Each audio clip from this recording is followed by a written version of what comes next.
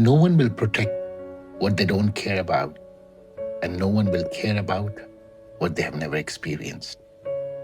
ये अल्फाज गूंजते हैं कि बल्तिस्तान के पहाड़ों में एक सरजमीन जो सदियों से मजबूत, साबिर और खूबसूरत है। हर पत्थर, हर पहाड़, हर चट्टान यहाँ एक कहानी है अपने वजूद की, अपनी ताकत की। मगर अब ये कहानियां बदल रही हैं। जो बर्फ पर भी चमकती थी आज पिघल रही है।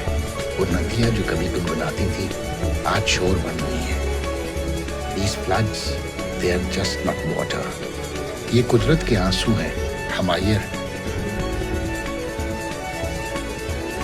जी हाँ, ये कुदरत के आंसू हैं, हमारे रवैयों का जवाब है। जमीन अब खामोश नहीं है, वो पुकार रही है अपने बचाव के लिए, वो पुकार रही है अपने वजूद के लिए।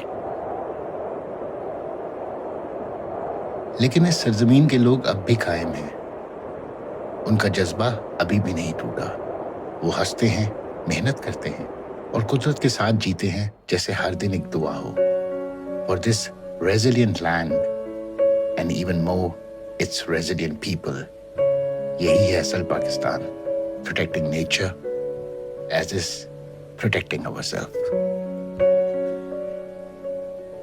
पिछले ब्लॉग में आपने देखा कि हमने कैसे देसाई और देसाई की खूबसूरती को अपने कैमरे में कैद किया और आप लोगों के सामने पेश किया। श्योशर लेक पे अपना सफर का इख्तिताम किया था, तो आज फिर से श्योशर लेक से ही अपने सफर का आगाज करते हैं।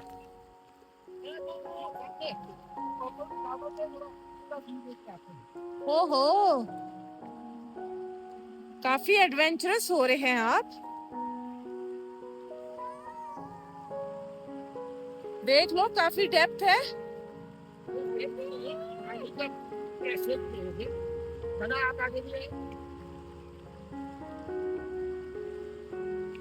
ध्यान से।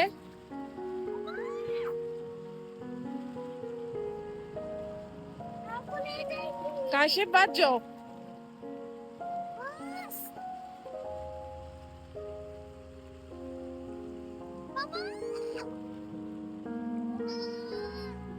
चले गए बाबा, वेट। चले, बाबा is going to capture these flowers.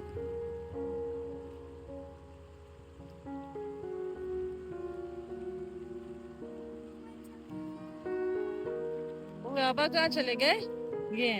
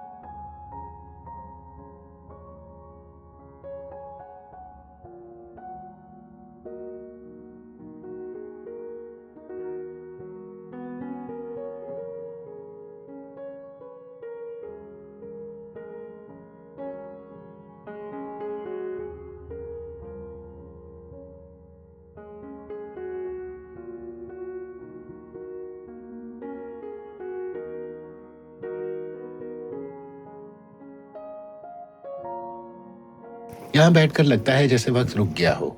कोई आवाज नहीं, बस हवा की आवाज और दिल की धड़कन। यहाँ इंसान अपने अंदर की आवाज सुन पाता है। Nature definitely teaches you. सुकून खरीदा नहीं जाता, महसूस किया जाता है। जितनी खामोश ये झील है उतनी ही गहरी है इसकी बातें। ये हमें याद दिलाती हैं कि खुशी कम चीजों में नहीं बल्कि कुदरत के करीब होने में ही है। We don't need to own nature, we just need to protect it.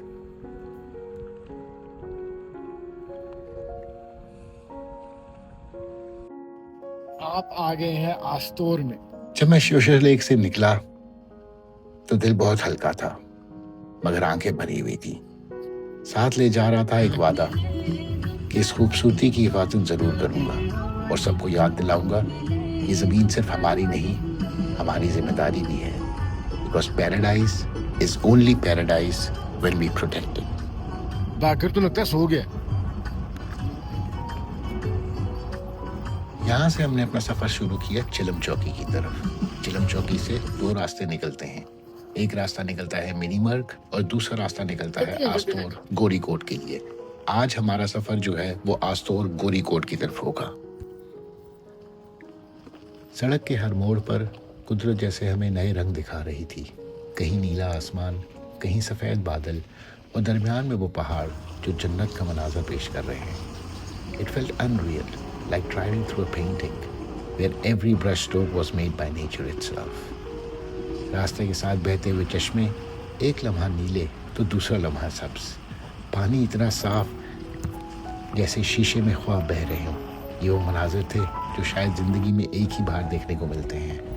Every turn, every breeze just whispered, "Welcome to Astor, where heaven touches the earth."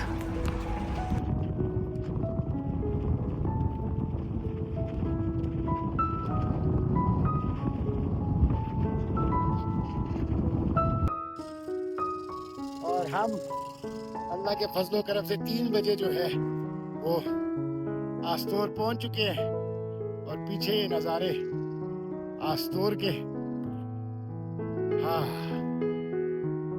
उफ, सुकून।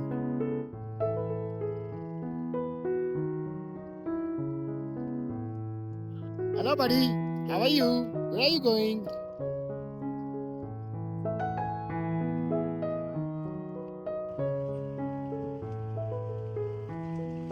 चलते हैं चलते हैं।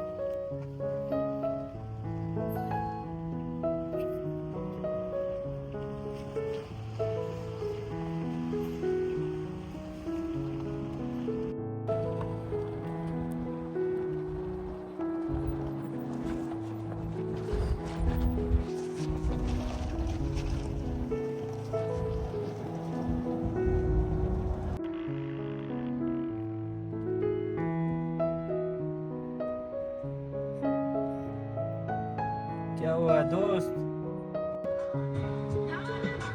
इसको आहिस्ता करो जरा। चले बस, अब चले साथ साथ।